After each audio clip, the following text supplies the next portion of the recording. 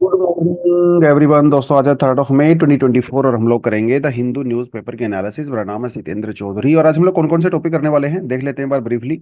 पहला टॉपिक हम लोग करने वाले हैं साइबर अटैक के बारे में। काफी ज्यादा इंपॉर्टेंट टॉपिक है मेंस के पर्सपेक्टिव से। यूपीएससी मेंस में यहाँ से ऑलरेडी सवाल आ चुके हैं जिसको हम लोग यहाँ पे देखने वाले हैं, तो काफी डिटेल्ड में हम लोग इसको डिटेलिंग में पढ़ने वाले हैं साइबर अटैक के बारे में।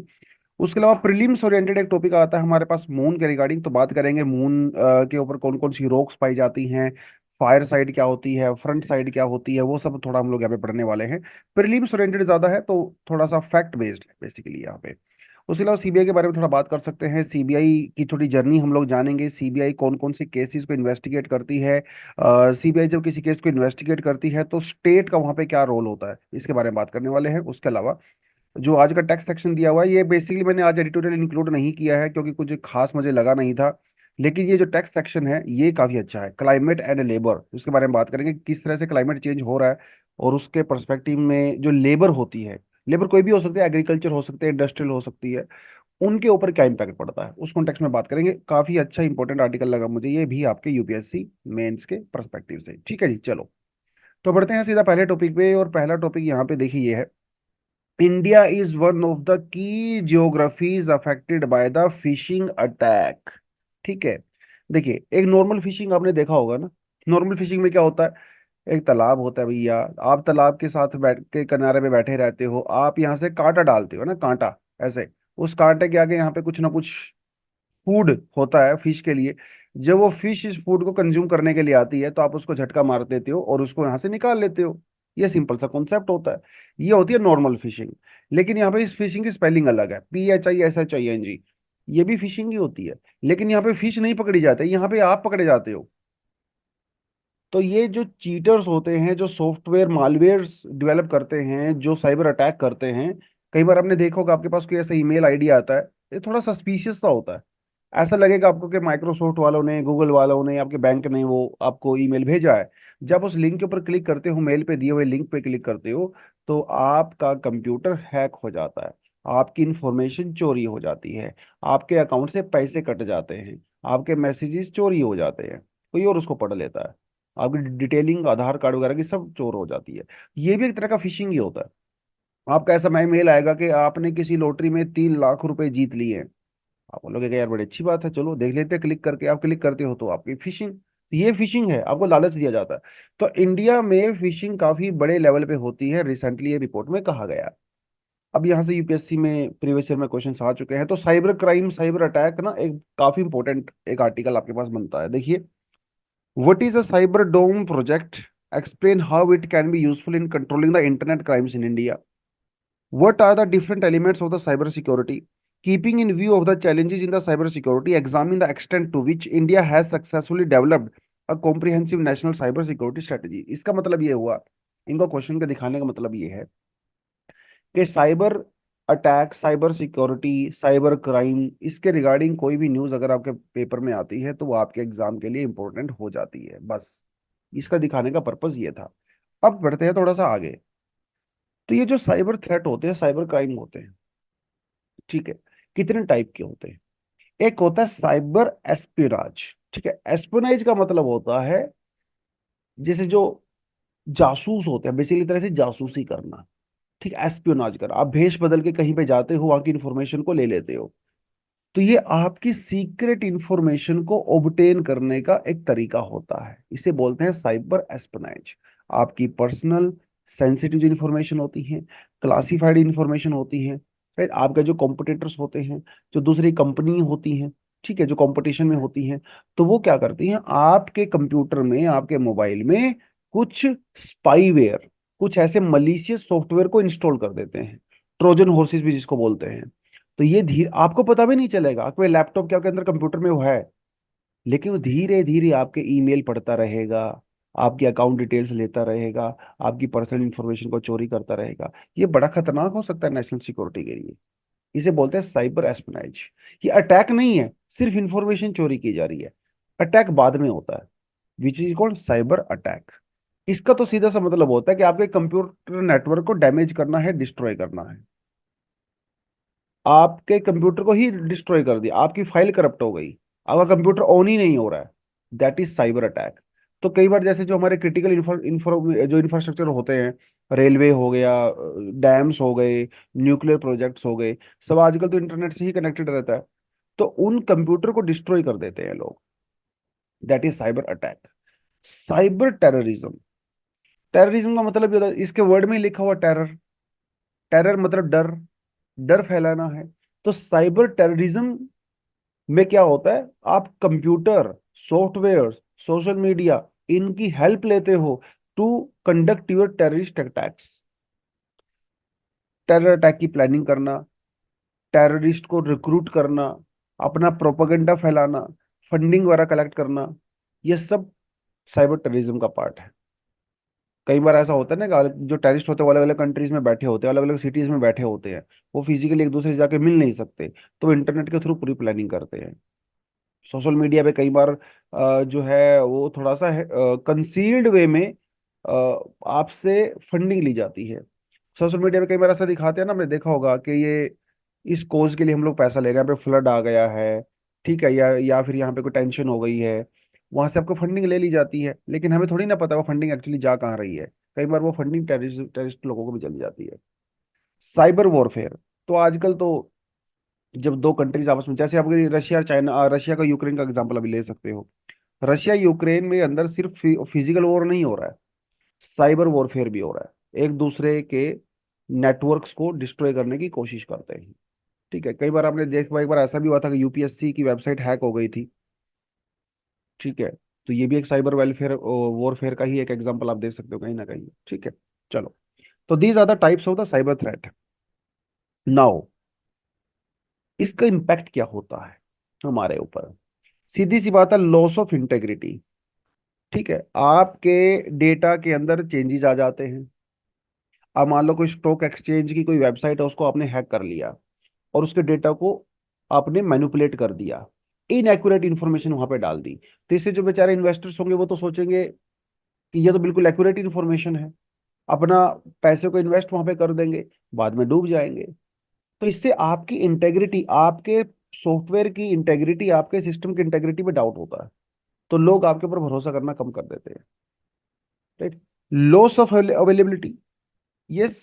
तो अगर आपके पास साइबर अटैक हो गया है, आपका कंप्यूटर को डिस्ट्रॉय कर दिया गया है, तो आपके पास अवेलेबिलिटी ही नहीं है। लॉस ऑफ कॉन्फिडेंशियलिटी, आपके सीक्रेट डेटा को चोरी कर लिया गया। फिजिकल डिस्ट्रक्शन भी होती है, जैसे मैंने आपको बताया, जो डैम्स होते हैं, रेलवे नेटवर्क होते हैं, इलेक्ट्रिसिटी नेटवर्क वगैरह होता है, या जो आपकी आईटी कंपनी है उसके अंदर पूरा आईटी सिस्टम होता है, वो सब डिस्ट्रॉय हो गया। Impact of critical information infrastructure, जो बार बार मैं वही बात कर रहा हूँ आपको, कई बार ऐसा देखा गया है, जैसे ईरान का एग्जांपल आप यहाँ पे दे सकते हो। ईरान की जो न्यूक्लियर फैसिलिटीज थी, उनके ऊपर इसराइल और अमेरिका के द्वारा साइबर अटैक किया गया था, जिसकी वजह से ईरान का जो न्यूक्लियर प्रोग्राम है, ऐसा माना जाता है कि वो 10 साल पीछे चला गया। तो ये एक साइबर क्रिटिकल इंफॉर्मेशन इंफ्रास्ट्रक्चर के ऊपर अटैक किया गया है। उसके अलावा चाइना, नॉर्थ कोरिया ऐसा कई बार करता रहता है। जैसे थोड़े समय पहले चाइना से एक साइबर अटैक हुआ था, जिसके अंदर मुंबई की जो पावर सिस्टम है वो काफी टाइम के लिए जो है होल्ट हो गया था। तो इस तरह की चीजें भी जो है कई बार देखने को मिलती है। ये स्टक्सनेस्ट का जो मैंने आपको एग्जांपल दिया, स्टक्सनेस्ट, ये ईरान वाले की मैं बात कर रहा हूँ। तो स्टक्सनेट एक मालवेयर था जो कि ईरान के न्यूक्लियर प्रोग्राम के अंदर इंस्टॉल कर दिया गया था by Israel and America. Financial losses होते हैं, है ना, बैंक वगैरह की वेबसाइट हैक हो गया, स्टॉक एक्सचेंज वगैरह वो सब करके हो सकता है। नेशनल सिक्योरिटी को बड़ा खतरनाक यहाँ पे सिस्टम रहता है। तो क्या हम लोग साइबर सिक्योरिटी के लिए कुछ प्रिपरेशन कर रहे हैं? बिल्कुल कर रहे हैं, लेकिन ये कहीं ना कहीं आपने समझिए कि ना, चोर पुलिस का खेल है। पुलिस जो स्टेप लेती है, चोर कई बार उससे आगे होता है, कई बार चोर पकड़ा जाता है, कभी कभी नहीं पकड़ा जाता है।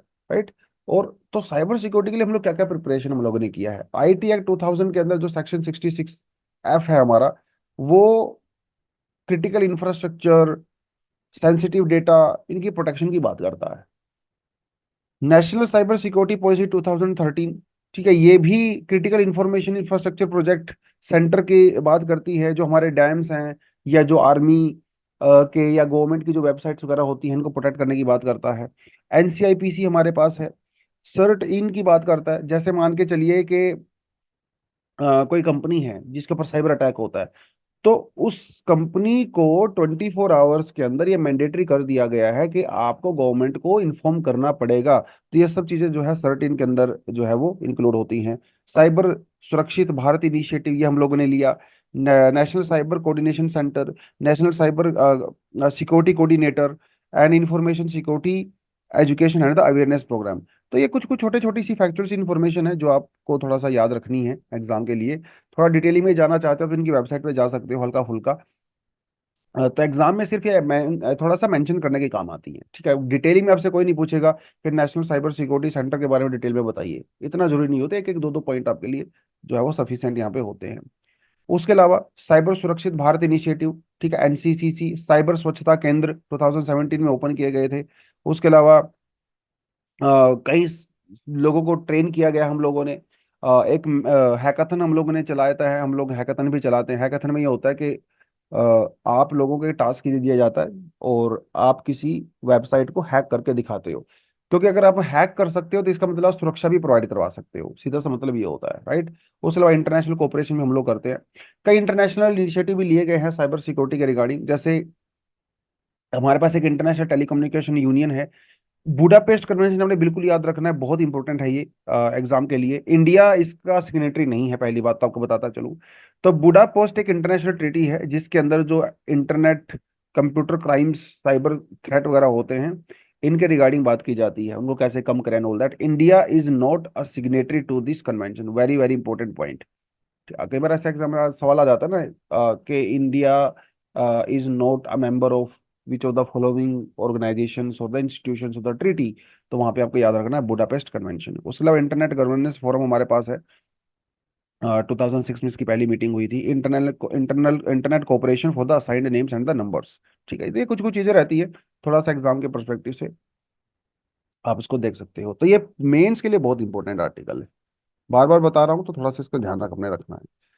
चलिए थोड़ा आगे बढ़ते हैं, मून की बात कर लेते हैं। ISRO finds proof of the enhanced possibility of the water ice in the polar craters of the moon. तो इसरो ने अभी कुछ फाइंडिंग की है। उनका ये कहना है कि हो सकता है मून के पोलर रीजन में जितना हम लोग पहले सोचते थे उससे ज्यादा वाटर हो सकता है। लेकिन मजे की बात यह है कि ये जो वाटर की हम लोग बात करते हैं ना, ये वाटर लिक्विड फॉर्म में नहीं होता है, ठीक है। ये वाटर आइस की फॉर्म में होता है, यानी कि फ्रोजन वाटर होता है। वाटर की तीन स्टेज होती हैं, एक गैस होती है जिसे वाटर वेपर कहते हैं, एक लिक्विड होता है जिसे वाटर कहते हैं, एक सॉलिड होता है जिसे हम लोग आइस कहते हैं। तो ये सब चीजें देखी गई। तो उस रिगार्डिंग में थोड़ा थोड़ा सा देखिए, वैसे तो इन्फॉर्मेशन फैक्चुअल है लेकिन मून के बारे में इतना इन्फॉर्मेशन सफिशिएंट है जितना एग्जाम यहाँ पे मैंने आपको दिया हुआ है। चलिए, तो देखिए मून की दो साइड होती है, एक होती है नियर साइड और एक होती है फार साइड। आपको पहले से पता होगा कि हम मून का सिर्फ एक ही फेस देख सकते हैं, यानी कि हम लोग मून का अराउंड 60% हिस्सा देख सकते हैं। बाकी 40% हिस्सा हमें कभी नजर आता ही नहीं है क्योंकि वो दूसरी साइड भी होता है। तो जो दूसरी साइड होती है जो हमेशा डार्क रहती है, मतलब हमें नहीं दिखाई देती है, वैसे डार्क नहीं है वो, ठीक है, हमें दिखाई नहीं देती है, तो उसे हम लोग कहते हैं फार साइड। जो हमारी तरफ होती है, जो हमें दिखाई देता है, उसे हम लोग कहते हैं नियर साइड। एक तो आपको ये पता होना चाहिए उसकी दो साइड होती है, ठीक है। चलिए, और कोई अगर आपके पूछे कि भैया फार साइड में हमेशा अंधेरा रहता है, हमेशा डार्क रहता है, ऐसा नहीं है। जब आपका सोलर एक्लिप्स होता है तो फार साइड में जो है लाइट होती है, ठीक है। जब आपको चांद दिखाई नहीं देता है बेसिकली, ठीक है, तो उन 15 दिनों में डार्क साइड की तरफ लाइट होती है, आप वाली साइड में लाइट नहीं होती है। तो हमेशा वो डार्क नहीं रहता है, एक तो आपको थोड़ा सा ये पता होना चाहिए। उसके अलावा मीन मून को लेके बहुत सारे मिशन हम लोग ने चलाए हैं। सोवियत स्पेसक्राफ्ट था जो लूना 3 1959 में पहली बार उसने जो है मून की हाई एंड HD फोटोग्राफ्स उसने दिया था। फिर अपोलो मिशन चलाया गया अमेरिका में, आपने अच्छे से पता ही है। 1968 में फर्स्ट ह्यूमन उन्होंने चांद के सरफेस पे कदम रखा। अब तक 12 लोग ऐसे हैं, एस्ट्रोनॉट्स ऐसे हैं, 12 लोग जो चांद पे जा चुके हैं, ठीक है। अपोलो 8, 9, 11, 12, 13, तो ये सब अमेरिकन मिशंस थे। तो 12 लोग अब तक जा चुके हैं, हालांकि हमें सिर्फ एक दो लोगों के नाम ही पता है जो पहले मिशन में गए थे वहां पे, राइट। अपार्ट फ्रॉम दैट, अभी चाइना का प्रोग्राम है एक, ठीक है, चांग E 4 लैंडर, ठीक है। ये अभी तक सिर्फ एकमात्र ऐसा इंस्ट्रूमेंट है या ऐसी मशीन है, ऐसा एक लैंडर है जो कि चांद के फार साइड में गया है। देखिए समस्या पता क्या है, फार साइड में हम लोग क्यों नहीं जा सकते? जा तो सकते हैं, लेकिन दिक्कत क्या है? फार साइड में जाने की दिक्कत ये है कि क्योंकि वो ज्यादातर डार्क रहता है, इसी वजह से वहां पे जो इंस्ट्रूमेंट हैं वो चार्ज नहीं हो पाते। ऊपर जो इंस्ट्रूमेंट होते हैं ना, वो सोलर एनर्जी से चलते हैं। क्योंकि वहां पे सोलर एनर्जी कम है, इसलिए वो चार्ज नहीं हो पाते, इसलिए वहां पे इंस्ट्रूमेंट की लाइफ ज्यादा नहीं हो पाती है। इसीलिए फार साइड में जब तक ज्यादा मिशन गए नहीं है। एक तो आपको थोड़ा ये समझना पड़ेगा। उसके अलावा पहले ऐसा समझा जाता था कि मून के ऊपर ज्यादातर जो वाटर आइस है वो सदर्न पोल पे है। लेकिन अभी रिसेंट रिसर्च का ये कहना है कि नहीं नहीं, नदर्न पोलर रीजन में ज्यादा water ice as compare to southern. ये अभी खैर स्टडी चल रही है, क्लियर कट नहीं पता है, बट फिर भी ज्यादातर एविडेंस ये दिखा रहे हैं कि नॉर्थ की तरफ ज्यादा नजर आता है। एक तो आपको ये पता होना चाहिए। ठीक है, उसके अलावा और अभी जो चंद्रयान 1 का जो मिशन था, उसके ऊपर नासा का एक इंस्ट्रूमेंट लगा हुआ था जिसे हम लोग बोलते हैं मून मिनरोलॉजी मैपर। उसने भी यही बताया है कि नॉर्थ की तरफ ज्यादा वाटर नजर आता है यहाँ पे। तो जब मिशन वगैरह गए मून के ऊपर, तो हम लोगों ने उसकी सोइल को, रॉक्स को स्टडी किया। तो मून की जो अपर सोइल होती है, जैसे अर्थ की होती है, उसे रेगोलिथ बोलते हैं। ठीक है। और यहाँ पे अलग अलग मिनरल्स आपको देखने को मिलेंगे। Iron, silicon, potassium, manganese, titanium, aluminium, calcium, oxygen and magnesium. ये फ्री फॉर्म में नहीं रहते हैं, ये ऑक्साइड्स की फॉर्म में रहते हैं। कभी कभी वो सिलिका के साथ करते हैं, ठीक है, कभी कभी वो किसी कैल्शियम के साथ करते हैं। तो ये ऑक्साइड्स की फॉर्म में रहते हैं। उसके अलावा मून के सरफेस के आपके ऊपर आपको डस्ट भी देखने को मिलेगी। ठीक है। रॉक्स के छोटे छोटे टुकड़े देखने को मिलेंगे। और रू मून के ऊपर ना बहुत बड़े बड़े क्रेटर्स भी होते हैं। क्रेटर्स का मतलब होता है बड़े बड़े डीप गड्ढे, डिप्रेशंस होते हैं, बहुत बड़े बड़े।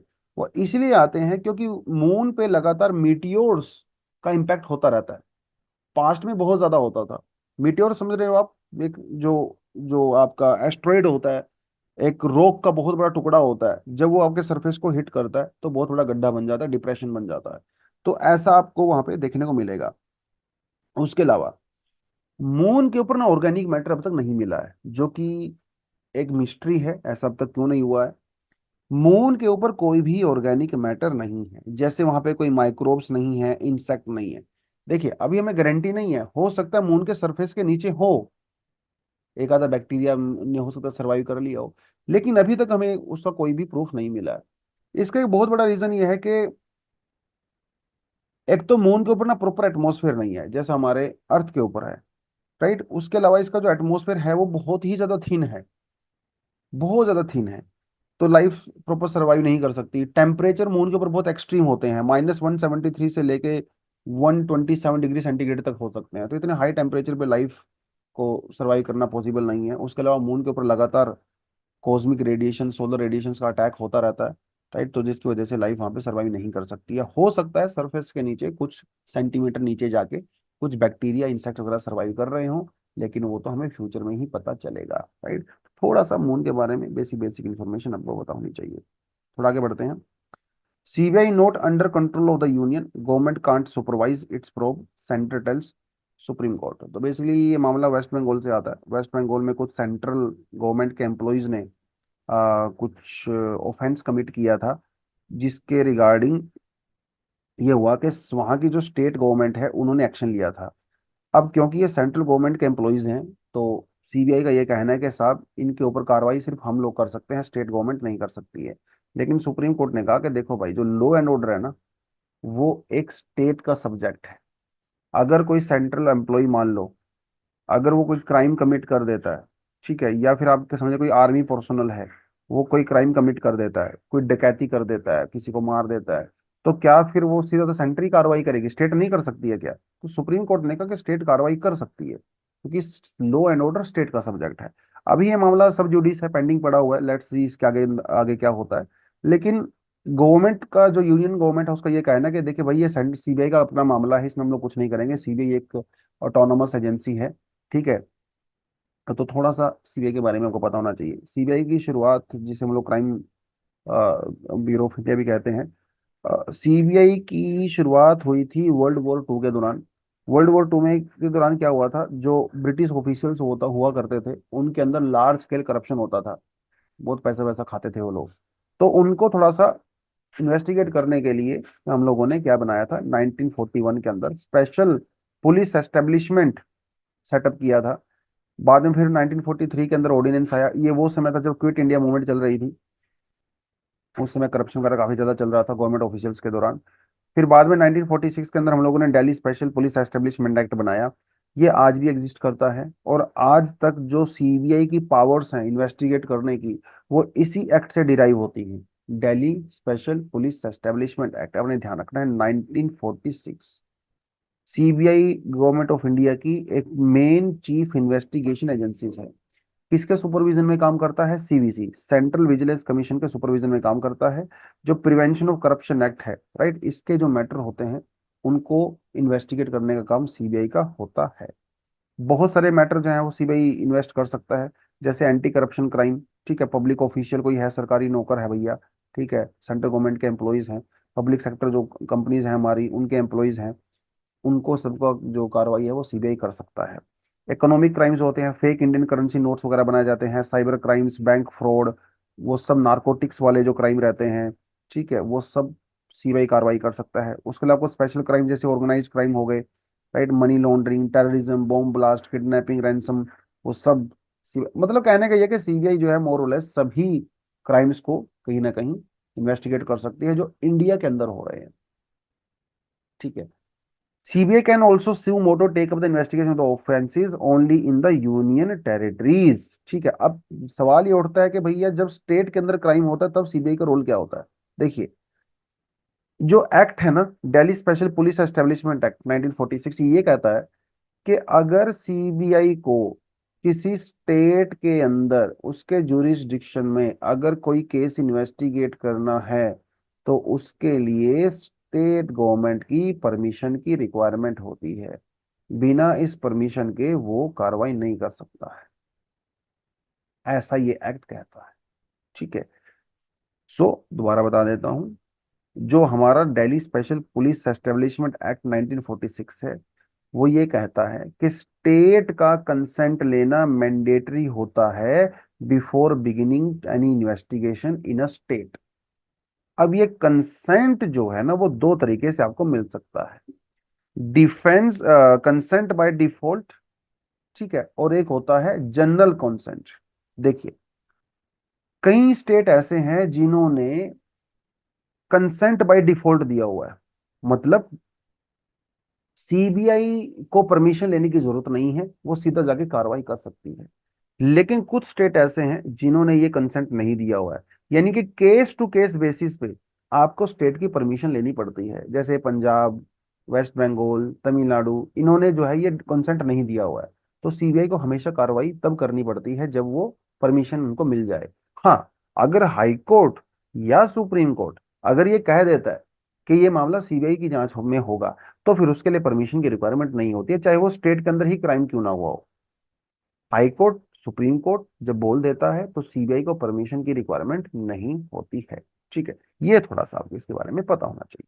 तो वेस्ट बंगाल के अंदर बेसिकली इशू यही चल रहा है, तो वहां पे स्टेट गवर्नमेंट का ये कहना है कि भैया हमसे परमिशन लिए बिना आप कार्रवाई नहीं कर सकते, ठीक है। तो ये बड़ा पूरा मामला यहाँ पे बनता है। Now next and the last article that we have is analysing labour on the warming place, ठीक है। लेकिन आगे जाने से पहले वीडियो को सभी बच्चों ने क्या करना है? लाइक करना है। बच्चे नहीं है तब भी लाइक करना है, ठीक है, चलो। सो क्लाइमेट चेंज तो एक it's a burgeoning problem that we are facing for so many years. अब ये प्रॉब्लम है कि ग्लोबल वार्मिंग से जो टेम्परेचर इंक्रीज हो रहा है, इसका हमारी लेबर के ऊपर क्या इम्पैक्ट पड़ता है, ठीक है। लेबर, टेम्परेचर इंक्रीज हो रहा है तो हजार तो है ही, ठीक है। Agrochemical, excessive heat, ultraviolet radiations, weather events, workforce, air pollution, ये सब दिक्कतें हमें आती हैं। अब बात यह है कि वर्कर्स के ऊपर क्या इम्पैक्ट पड़ता है, इसके बारे में हम लोग बात क्यों कर रहे हैं? क्योंकि अभी रिसेंटली इंटरनेशनल लेबर ऑर्गेनाइजेशन ने एक रिपोर्ट इशू की है, ensuring safety and health at the work in changing climate। तो वर्कर्स के ऊपर क्या इंपैक्ट पड़ता है क्लाइमेट चेंज का, that is the problem. Workers को हम कई कैटेगरी में रख सकते हैं, जैसे जो एग्रीकल्चर वर्कर्स होते हैं।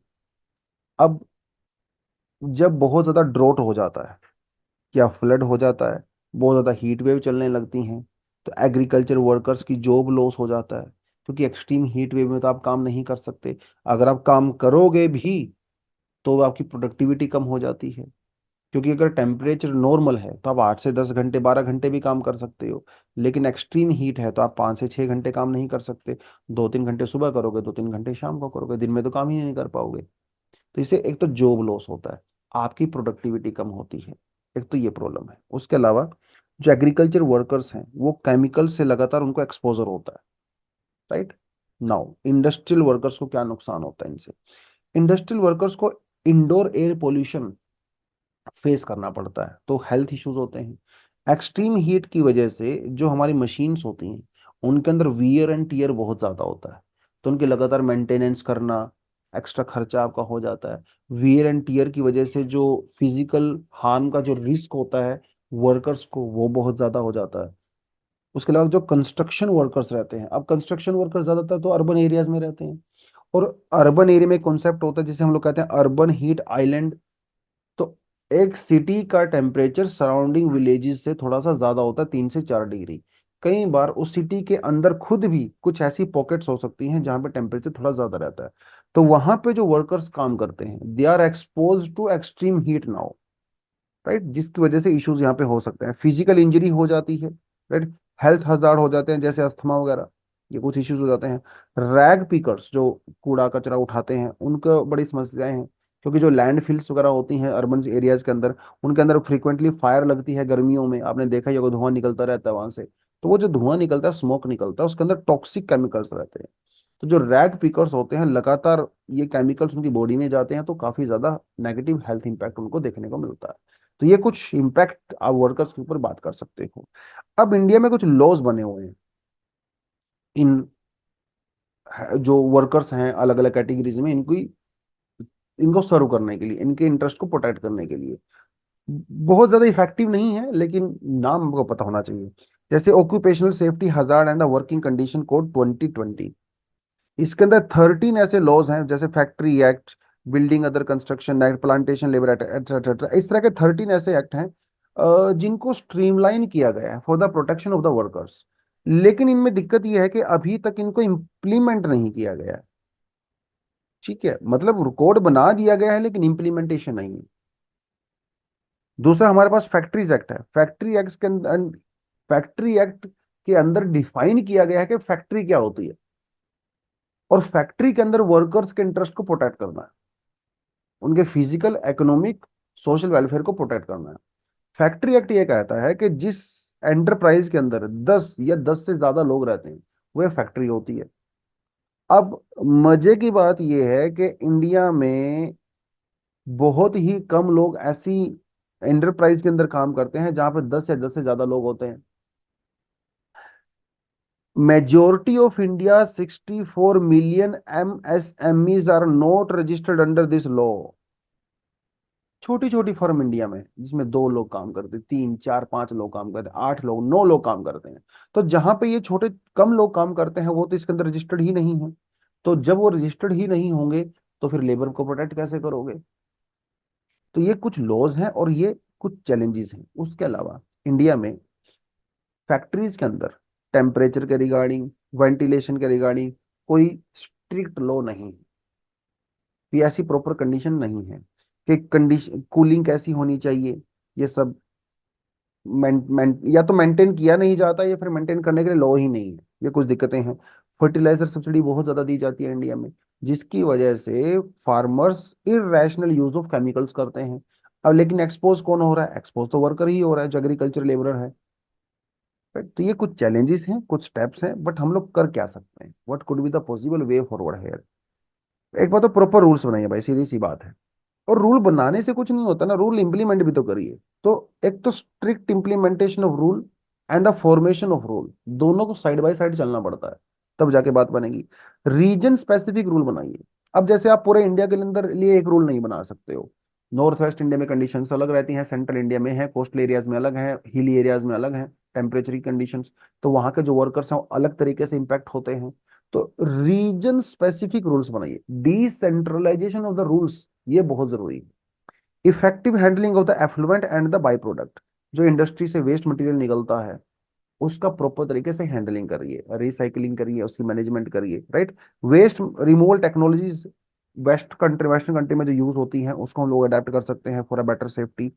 उसके अलावा रेगुलर इंस्पेक्शन होनी चाहिए फैक्ट्रीज के अंदर, क्या वहाँ पे प्रॉपर वेंटिलेशन है, प्रॉपर कूलिंग है, जो वहाँ पे लेबर लेबर काम कर रही है, इंडस्ट्रियल लेबर्स, क्या वो प्रॉपर गियर जो होते हैं, जो सेफ्टी मेजर्स होते हैं, क्या उसको फॉलो कर रहे हैं। ये सब चीजें जो है वो होनी चाहिए। जैसे कई मिडिल ईस्ट कंट्रीज में क्या होता है, वहाँ पे टेम्परेचर क्योंकि बहुत ज्यादा हो जाता है तो वो दिन में काम नहीं करते हैं, ठीक है। दोपहर के 11 बजे से शाम के 5 बजे तक वहां पे लो बना हुआ है कि लोग काम ही नहीं करेंगे। आप सुबह काम करिए 4-5 घंटे, शाम को काम करिए। तो इंडिया में जब एक्सट्रीम हीट वेव होता है तो क्या हम लोग ऑफिस के फैक्ट्रीज के टाइम को चेंज नहीं कर सकते? क्या कर सकते हैं। तो नाइट टाइम या फिर इवनिंग या मॉर्निंग के टाइम पे आप करिए, तो उस समय थोड़ी ठंड रहती है, तो एक्सपोजर थोड़ा सा कम होता है टू द एक्सट्रीम इवेंट्स। तो ये थोड़ा आप यहाँ पे सजेशन दे सकते हो। अच्छा आर्टिकल है, ठीक है। मेंस के पर्सपेक्टिव से इसमें सब कुछ है। मेंस में क्या देखा जाता है कि हमारे पास एक इशू होता है, एक प्रॉब्लम होती है, उस प्रॉब्लम का के रिगार्डिंग कुछ स्टेप्स हम लोगों ने लिए होते हैं, कुछ चैलेंजेस होते हैं और एक वे फॉरवर्ड होता है। तो ये एक परफेक्ट स्ट्रक्चर माना जाता है किसी भी क्वेश्चन का जो मेंस के अंदर पूछा जाता है, और यहाँ पे आपको वही दिया हुआ है। उसके अलावा कुछ एडिशनल आर्टिकल हैं, आप इनको डेफिनेटली पढ़िए। और वीडियो को लाइक तो आपने सभी ने करना ही है, ठीक है। फ्रेंड की तरफ से आप शेयर कर सकते हो, और चैनल को अब तक सब्सक्राइब नहीं किया है तो सब्सक्राइब तो जरूर करिए। तो आज के लिए इतना ही है। Thank you very much, all the best, जय हिंद, जय जवान, जय किसान।